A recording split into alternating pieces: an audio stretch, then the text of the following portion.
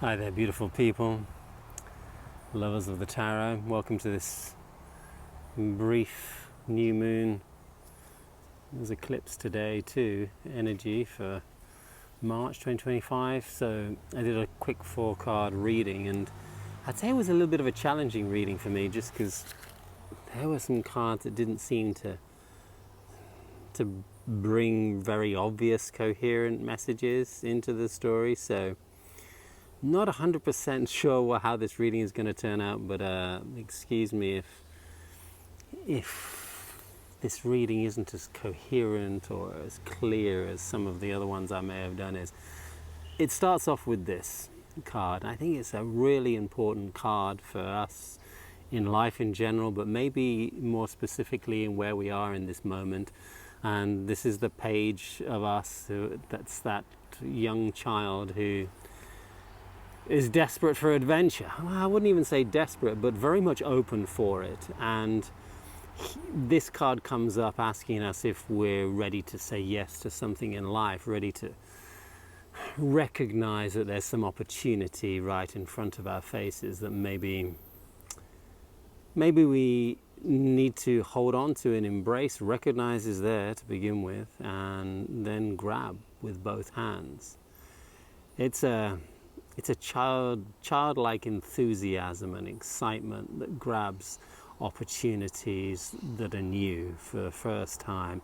It's that part of us that we trigger or we need to embody more in order to take on some type of new experience. So the pentacle here relates to the new experiences of work, of new habits that we can get into, new practices, new exercises that really connect us more with this world. It's very much a worldly experience. It's very much an experience of doing something. And so I think one of the first questions that comes up with this card is, hey, are there experiences on offer? Is there something that is in front of us in our lives right now, or an opportunity which is begging for us to say yes to? Is it just looming around the corner? I mean, I think for this card to be upright, it has to be something that we've already seen. It has to be something that we know. And so this question hopefully is easily answered. This question doesn't have to be, well, I have to really dig for what could it be, what could it be? No, I think it should be obvious what it is. But then we get these next two cards, which are two major arcana cards, and they're both reversed. And I don't always see these cards come up together, so this is why it's a little bit challenging, but at the same time interesting for me. The first being the Tower reversed, and then the High Priestess reversed. And we get these two cards which are incredibly powerful initiative experiences. But how do they relate to this page that's asking us to step into something new, to embrace something different? Well, the Tower, I think, is the easiest one to look at as far as this card is this message is concerned in its totality. Because, in order to step into something new, there is this partial necessity to step out of something old, or to let go, to release, to give up something that on one level we may have built an importance or safety tower around, but is no longer serving us. And there are all sorts of things that this card could relate to, from actual physical occupations of work that we might be in, relationships that we might be in, habits that we have taught ourselves or told ourselves and are still telling ourselves that are really useful and helpful for us, but maybe are outdated, maybe are not aligned with our hearts and in tune with what is best for us. And so this reversal does bring up a bunch of questions, and the questions are, hey, are we ready to let go of something big? It's something that the ego doesn't want to let go of. It's something that we might find a challenge to release. At the same time, when this card comes up reversed a lot of the times, it doesn't take away from the size or the grandeur of of what needs to be released and let go of, but it does often reflect that it could be easier than we think. There might be a challenge to embrace that this is a gift, that letting go of this past story, even though it seems like we might be a little bit empty without it, we might have the rug pulled under our feet and this might feel uncomfortable for a while. It might be easier than you think. Dropping this past story, dropping these old attachments that we have to what we think is safe, to what we think is important, and to what we simply feel comfortable with, but is definitely not aligned with our honest self. Maybe it's aligned with our ego protection, but not our honest higher self. And this High Priestess reversed here speaks a little bit about another set of questions that come up, which say, hey, if we're jumping into something new, is this something new, is it really aligned with us being a more pure expression of God's wisdom, of the divine inside of us?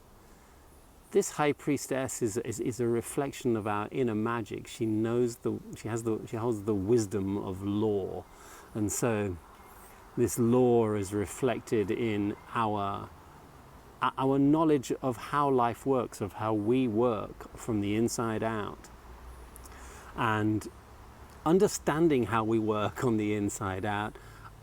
Are we honestly ready for something new? Are we making or willing to make choices that let go of some stories that keep us attached to some ego version of safety in exchange for some higher spiritual form of safety? And when I speak about spiritual form of safety, there's nothing safer than being aligned with your heart. And when I say safe, it's on all levels.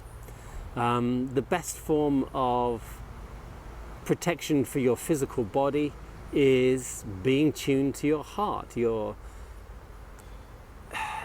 physical immune system or protection system is controlled by a set of glands that are around the heart, as well as in your brain as well. But the thymus gland is very much strongly and intimately related to how we protect ourselves, and connecting to our hearts symbolically references our ability to tune our thoughts into a higher way of thinking, our feelings into a higher way of feeling, to get intuitive, to release that magical channel that we can all be, to be that High Priestess. And she has the new moon by her feet, and this is the eclipse of this new moon as well. So it's, you know, and it's a solar eclipse here, not necessarily of the moon, which was 2 weeks ago, but very much there's a strong representation of this lunar inner energy and how we connect to her, how we connect to our inner wisdom.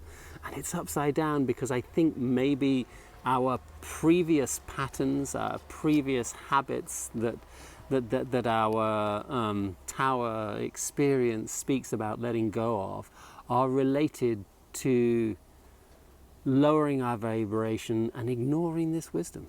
And maybe these two cards together are talking about, hey, let's turn them both the right way up. Let's really embrace and recognize what it is we need to jump out of.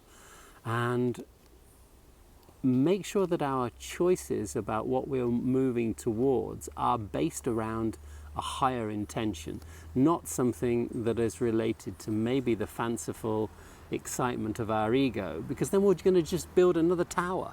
And the last card speaks maybe a little bit about this, and these are all these fantasies that get excited in our life about what we desire. You know, oh, I want a little bit of this, I want a bit of that, and they're mostly ego orientated. And we see these 7 as representing the multifaceted reflections of of everything that excites us. Now, for a child, if we jump back into this page of Pentacles, a child gets excited about all these fancy, sparkly things, all of these shiny objects around us, and all of these temptations that excite us. And maybe part of the message is, hey, let yourself get tempted, let yourself get excited, let yourself get excited by a little bit of something out there that inspires you, that lifts you up, that gets you motivated for movement. But make sure that you're not wanting that for egotistical reasons. Maybe make sure that our desires are not really centered around creating greater barriers of self-importance, but more aligning with the wisdom of our hearts and the beauty and the magic of that high priestess. And the clarity in this card, the 7 here of cups, came up the right way up. And so I think this card speaks, on one side about, hey, don't be afraid to get excited and look at something exciting to draw you into some new action or new habit or new work or new experience. But make sure that that experience is very much aligned with your heart, because this is what will tune you into the vibrational magic that the high priestess inside of us knows all about. That alignment with truth and alignment with some sort of altruistic, bigger than your ego story. But don't be afraid that the ego of that child can actually get excited, and it can be a motivational force which is valid without denying that excitement, those emotions that are evolved around that excitement and anticipation and passion that comes out when we look at something and we want it, right?